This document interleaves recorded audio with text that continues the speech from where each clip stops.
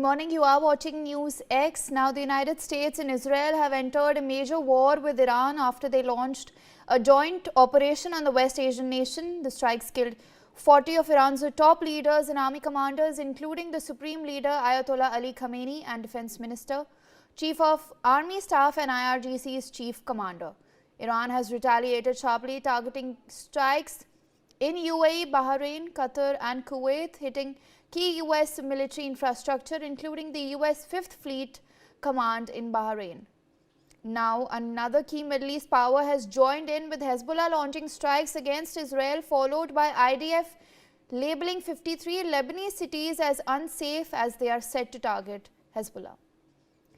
Now, Iran's top security official Ali Larijani says Iran will not negotiate with the United States, dismissing any diplomatic engagement amid the current conflict, he wrote on social media. Larijani's statement underscores Tehran's hardline stance following escalating military strikes and rising tensions between the two countries. With that, I am being joined by Major General G.G. Dwivedi, a defence expert, Colonel T.P. Tyagi, defence expert, as well as Lieutenant General Nitin Kohli, defence expert, on this broadcast. Thank you so much to all of you gentlemen for being here with us this morning on broadcast. So my first question would be to Lieutenant General Nitin Kohli, sir. At this moment, what do you think exactly is the future of Iran as well as the regime in Iran? See, though the supreme leader has been killed, assassinated by these people, the regime continues. This does not amount to regime change. They have already number of layers of their hierarchy. The officiating one has already been nominated his own son, and the entire system will carry on. IRGC also had their second in command, so they will carry on like this only. Iran is a civilization country. It has lots of endurance, resilience, and they have fought Iran war for 10 years. They are very proud people and very confident, very nationalistic people. So they will not go away like this so easily. And regime change will also not be that easy as much America is thinking, because they'll have to put their boots on ground, which they have always been unwilling to do. So it will continue like this only. And they both are testing each other's patience. Iran has lost a lot, but America's ability to tolerate the losses is very, very less. And for how long can they continue? You see, they have their own domestic pressures. Firstly, this action which America has taken is illegal, unconstitutional, and outrageous, certainly.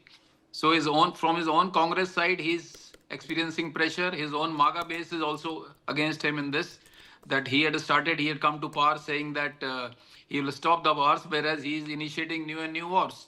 So he will come under pressure. He also has his elections, midterms in November, for which, though he may not care for himself, but his own party he has to care.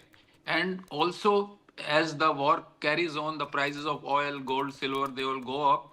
And this will lead to inflation in the entire world, including America. So America will come under pressure. It looks like that for some time only they will be there, and thereafter, the way they did in June 25, they will, Donald Trump will create a narrative that I have achieved my aim, I have changed the regime, and I have destroyed the nuclear facilities. That time also he claimed he had destroyed the nuclear facilities. He belied his own statement. So he will say something like this and leave the whole thing to Israel to carry on. So that's what looks like to me, though Iran has suffered losses, but it will be there for quite some time. And the entire West Asian countries, all these countries are suffering because of this, because they had given their bases to the Americans. You see, when you give your bases to Americans, they were prepared that this kind of thing will happen, and they will have to suffer some kind of casualties. Over to you. All right, sir, I would please request you to stay on with me. I would like to go across to Major General G.G. Dwivedi as well. Sir, a lot of parallels are being drawn with this conflict. They're comparing it to the Russian-Ukrainian conflict as well. In your opinion, do you think that this is going to turn like the Russia-Ukraine war is going to be a protracted war? No, I don't think that you can compare the Ukraine-Russia war with what's exactly going on in Iran and in the Middle East, because these two have totally different context, different war aims, and different geographic regions. Now, as far as the Ukraine war was concerned, President Putin, he attacked Ukraine on 24th February 2022, basically with the two very clear aims. First is to strengthen his western flank, that is to check NATO expansion eastwards, and second was to change the regime in Ukraine and get the Zelensky government down and bring their own favorable government in. So that was the basically the game was primarily the territorial issues. Here, when you come to the West Asia and Iran, particular per se, it is the preventive war that I think President Trump and the Israelis are undertaken because there is a lot of confusion whether this war was a preventive war or it was a preemptive war. Certainly not preemptive because preemptive wars are taken when you face an immediate threat, and there was no immediate threat from the Iranians to the either Americans or Israelis. But yes, preventive war because it had a very clear-cut aim, that is to ensure that Iran does not gain the nuclear capability. Secondly, its missile capability must be actually destroyed or at least stalled so that these long-range missiles do not actually are developed. And I was defense attaché in China, North Korea. There is a lot of technical transfer of technology to Iran to ensure that they get the longer range of missiles. And of course, third aim was the regime change because Americans and Israelis have been convinced that this regime basically is a existential threat to the both. So therefore, there is no comparison the way the war has been at least planned or the war aims have been enunciated or how the war is being fought. Now, second point is that this war is totally aerial warfare, whereas in Ukraine, about 500,000 troops have been deployed on the ground. It's a territorial war that is going on. Here, there's going to be no actually boots on the ground. It will be largely or totally aerial warfare. And how it is going to pan out? Because it is the third day now, and President Trump has just given an interview yesterday that he expects it to be over in 4 to 5 weeks once the war aims are achieved. And here the war aims are very categorical: destroy the capability of Iranians both in terms of nuclear and missiles, also degrade their naval capability, ensure that Iran does not support the proxies, that is the Hezbollah, Houthis and Hamas. And lastly, of course, the regime change. So therefore, there are no parallels on either Ukraine or the war that is going on here. This is going to be a short war, and primarily the aims are very different than the Ukrainian war. And my last point is, yes, both have the impact, global impact. Ukraine war had a global impact because all the supply chains, supply lines got realigned.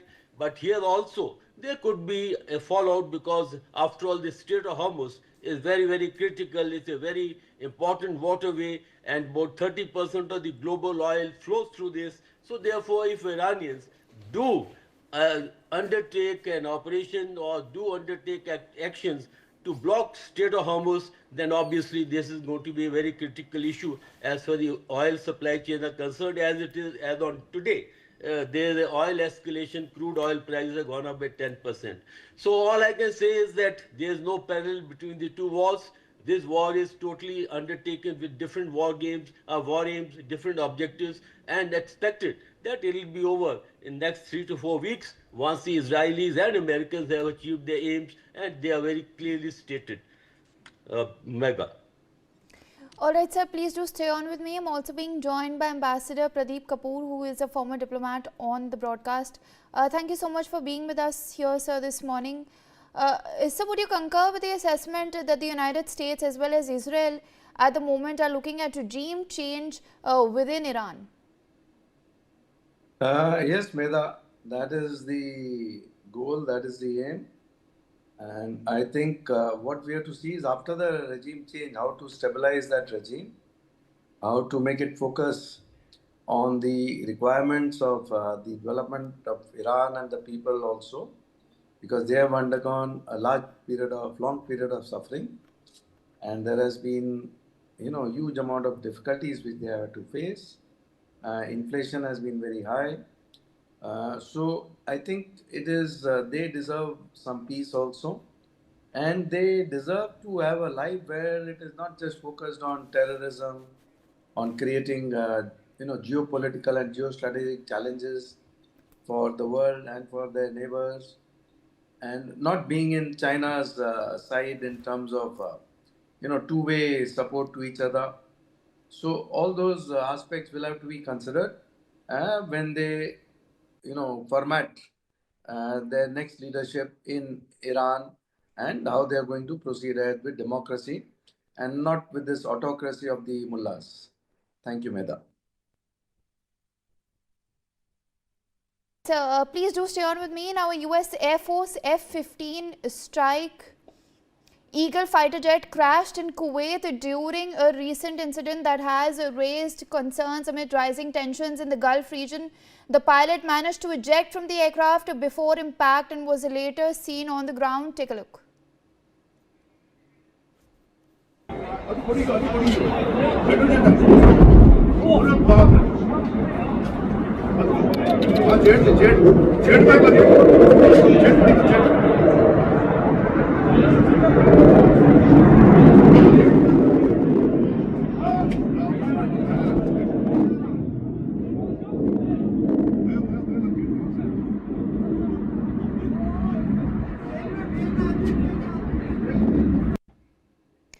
With that, let me go across to Colonel T.P. Tyagi. So we're seeing this F-15 fighter jet that has crashed in Kuwait. If I could just get your preliminary assessment on this, sir. There is no guarantee that it has been felt by Iranian people or Iranian army. There may be some other thing. So let the inquiry be done. Let the results come out. How can I predict right now that what is the reason behind its crash? But anyway, it is unfortunate, and because the timing is such.